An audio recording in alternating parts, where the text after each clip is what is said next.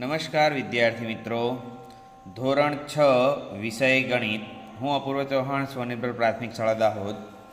હવે આપણે પ્રકરણ 2 પૂર્ણ સંખ્યાઓનો અભ્યાસ કરીશું. પ્રકરણ 1 આપણું પૂર્ણ થયેલ છે. એની અંદર પ્રકરણ 2 ની અંદર આપણે કેટલીક સમજૂતીઓ લખવાની છે, જેનામાં આ જે યાદ રાખો છે એ તમારે લખવાનું રહેશે. મિત્રો, તમે અહીંથી સ્ક્રીનશોટ લઈ શકો છો. પહેલો મુદ્દો છે કે 1, 2, 3, 4 એ ગણતરીની સંખ્યાઓ છે. આ ગણતરીની સંખ્યાઓ 1, 2, 3, 4 એ પ્રાકૃતિક સંખ્યાઓ, આ ડેશ ડેશ ડેશ એટલે કે પ્રાકૃતિક સંખ્યાઓ અનંત સુધી વિસ્તરેલી છે, જે આપણે જાણીએ છીએ. પ્રાકૃતિક સંખ્યામાં સૌથી પહેલી અને સૌથી નાની સંખ્યા 1 છે, જ્યારે પ્રાકૃતિક સંખ્યાઓ અનંત એટલે કે અસંખ્ય છે. તે સૌથી મોટી સંખ્યા જોવા મળતી નથી. પ્રાકૃતિક સંખ્યાઓના સમૂહને n સંકેત વડે, કયા સંકેત વડે?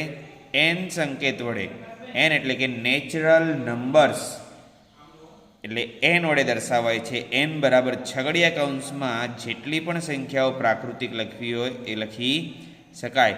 એને એનો સમૂહ કહેવામાં આવે છે. પહેલાંની સંખ્યા અને પછીની સંખ્યા વિશે વાત કરીએ તો પહેલાંની સંખ્યા એટલે કે પૂર્વવર્તી અને પ્રતિવર્તી. પહેલાંની સંખ્યા આપેલ સંખ્યામાંથી 1 બાદ કરતાં તેની પહેલાંની સંખ્યા મળે. દાખલા તરીકે 9 - 1 તો 8 મળે. અને પછીની સંખ્યાની વાત કરીએ તો આપેલી સંખ્યામાં 1 ઉમેરતા તેના પછીની સંખ્યા મળે, એટલે કે 12 + 1 13. બરાબર છે. તો આમ પહેલાંની અને પછીની સંખ્યા માટે તમારે ખાસ ધ્યાન રાખવાનું છે. 1 માર્કના સવાલમાં ઘણીવાર પૂછાતું હોય છે. હવે આગળ જોઈએ તો 0 એ પ્રાકૃતિક સંખ્યાઓ સાથે મળીને, 0 અને પ્રાકૃતિક સંખ્યાઓ સાથે મળીને પૂર્ણ સંખ્યાઓ બને છે. કઈ સંખ્યા બને છે? પૂર્ણ સંખ્યા. પૂર્ણ સંખ્યા એટલે કે પ્રાકૃતિક સંખ્યાઓ ઉપરાંત તેનામાં શૂન્યનો પણ સમાવેશ થાય છે. એટલે કે 0, 1, 2, 3, 4 ડેશ ડેશ એટલે કે અનંત સુધી વિસ્તરેલી સંખ્યાઓ. સૌથી પહેલી અને નાની પૂર્ણ સંખ્યા લઈએ તો 0 છે.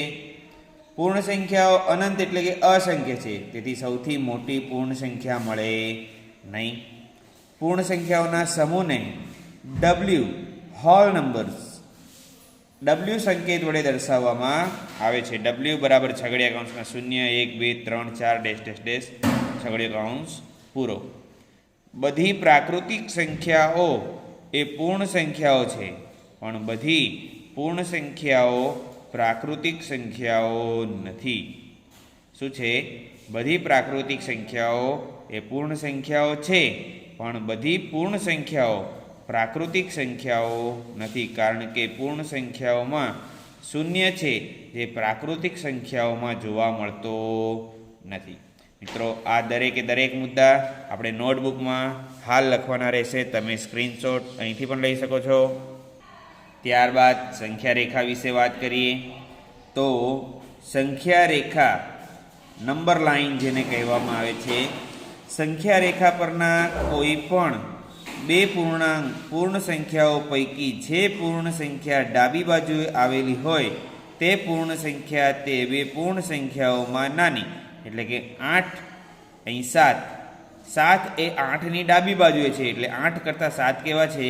નાના. એટલે ડાબી તરફ જેમ સંખ્યા રેખા પર જઈએ તો એમ તેની કિંમત શું થતી જાય? ઘટતી જાય છે. જ્યારે જમણી તરફ જઈએ તો એની કિંમત 1 કરતાં 2 મોટા, 2 કરતાં 3 મોટા. જેમ જમણી તરફ જઈએ એમ તેની કિંમત શું થાય છે? વધતી જાય છે. એટલે કે સંખ્યા રેખા પર કોઈ પણ બે પૂર્ણ સંખ્યાઓ પૈકી જે પૂર્ણ સંખ્યા જમણી બાજુએ આવેલી હોય તે પૂર્ણ સંખ્યા તે બે સંખ્યાઓમાં મોટી.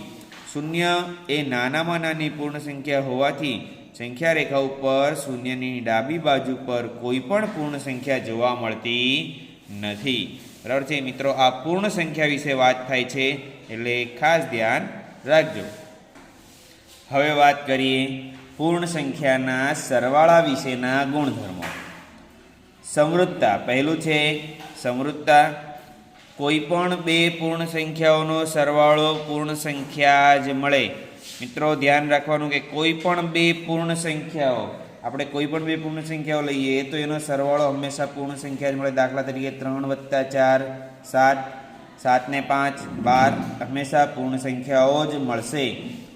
ક્રમના નિયમની વાત કરીએ તો કોઈપણ બે પૂર્ણ સંખ્યાઓનો સરવાળો ગમે તે ક્રમમાં કરવામાં આવે તો પણ પરિણામ કેવું મળે છે? સરખું જ મળે છે. દાખલા તરીકે 3 + 4 7 થાય, 4 + 3 7 થાય. આમ 4 + 3 બરાબર 3 + 4 એવું કહી શકાય. હવે જૂથનો નિયમ જોઈએ તો 3 પૂર્ણ સંખ્યાઓના સરવાળા માટે ગમે તે બે સંખ્યાઓનું જૂથ બનાવી તેના સરવાળામાં ત્રીજી સંખ્યા ઉમેરતા પરિણામ સરખું મળે છે. દાખલા તરીકે 3 + 4 + 5, તો 3 અને 4નો પહેલાં સરવાળો કરીએ તો 4 ને 3 7, એનામાં 5 ઉમેરીએ તો 12. એવી રીતે 4 અને 5નું જૂથ બનાવીએ તો 5 અને 4 9, એનામાં 3 ઉમેરીએ તો 12. તો આ રીતે આપણે જૂથ બનાવીને સરવાળો કરીએ તો આપણને પરિણામ હંમેશા કેવું મળે છે? સરખું જ મળે છે. એ વસ્તુનું ખાસ ધ્યાન રાખવું. આગળના મુદ્દા જોઈએ તો 0 એ સરવાળાની તટસ્થ સંખ્યા છે. મિત્રો કોઈપણ પૂર્ણ સંખ્યાઓનો સરવાળો 0 સાથે કરવામાં આવે તો મળતું પરિણામ તે જ સંખ્યા રહે છે. ઉદાહરણ તરીકે 5 + 0 = 5, 0 + 6 = 6. આ રીતે કોઈ પણ 1 લાખને 0 ઉમેરીએ તો આપણો જવાબ 1 લાખ જ, એટલે કે તેની તે જ સંખ્યા રહે છે. પૂર્ણ સંખ્યાઓના ગુણાકાર વિશેના ગુણધર્મો સમજીએ. પહેલું છે સમૃદ્ધતા. કોઈ પણ બે પૂર્ણ સંખ્યાઓનો ગુણાકાર હંમેશા પૂર્ણ સંખ્યા જ મળે છે. બરાબર છે. કોઈ પણ બે પૂર્ણ સંખ્યાઓનો ગુણાકાર પૂર્ણ સંખ્યા જ મળે છે. દાખલા તરીકે 3 × 4 12, બરાબર છે. 5 × 0 0, 0 પણ પૂર્ણ સંખ્યા છે એટલે કે પૂર્ણ સંખ્યા જ મળે છે. ત્યારબાદ ક્રમનો નિયમ. કોઈ પણ બે પૂર્ણ સંખ્યાઓનો ગુણાકાર ગમે તે ક્રમમાં કરવામાં આવે તો પરિણામ સરખું જ મળે છે. દાખલા તરીકે 3 × 4 = 12, 4 × 3 = 12. આમ 3 × 4 કે 4 × 3 પરિણામ સરખું જ મળે. જૂથનો નિયમ. 3 પૂર્ણ સંખ્યાઓના ગુણાકાર માટે ગમે તે બે સંખ્યાઓનું જૂથ બનાવી તેના ગુણાકાર સાથે ત્રીજી સંખ્યાનો ગુણાકાર કરતાં પરિણામ કેવું મળે છે?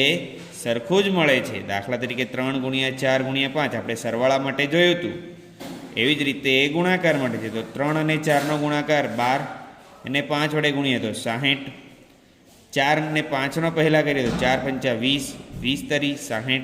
તો મિત્રો આ રીતે જૂથના નિયમમાં આપણે ગમે તે બે સંખ્યાઓનું જૂથ બનાવી એના ગુણાકારના જવાબને ત્રીજી સંખ્યા વડે ગુણતા પરિણામ કેવું મળે છે? સરખું જ મળે છે. હવે ગુણાકાર વિશે તટસ્થ સંખ્યાની વાત કરીએ તો 1 એ ગુણાકારની તટસ્થ સંખ્યા છે. કોઈપણ પૂર્ણ સંખ્યાઓનો એક સાથે ગુણાકાર કરતાં પરિણામ તેની તે જ સંખ્યા મળે છે. તેથી 1 એ ગુણાકાર માટેની તટસ્થ સંખ્યા કહેવાય. દાખલા તરીકે 3 × 1 = 3, 1 × 4 = 4. વિભાજનનો નિયમ. પૂર્ણ સંખ્યાઓ માટે ગુણાકારનું સરવાળા પર વિભાજન. તો 5 × 3 + 4, તો 3 + 4 7 થાય, અને 7 × 5 = 35. જો આની સરળ રીત તો 5 તરી 15, એટલે કે એકવાર 5નો 3 સાથે ગુણાકાર, સરવાળાનું નિશાન, 5નો 4 વડે ગુણાકાર, બરાબર છે. એટલે 5 તરી 15, 5 ચોક 20 બરાબર 15 ને 20 35. તો આ રીતે બંને પરિણામ સરખા મળે. બરાબર છે મિત્રો. આ દરેકે દરેક મુદ્દા તમારે નોટબુકમાં લખવાના રહેશે. તમે અહીંથી એનો સ્ક્રીનશોટ લઈ શકો છો.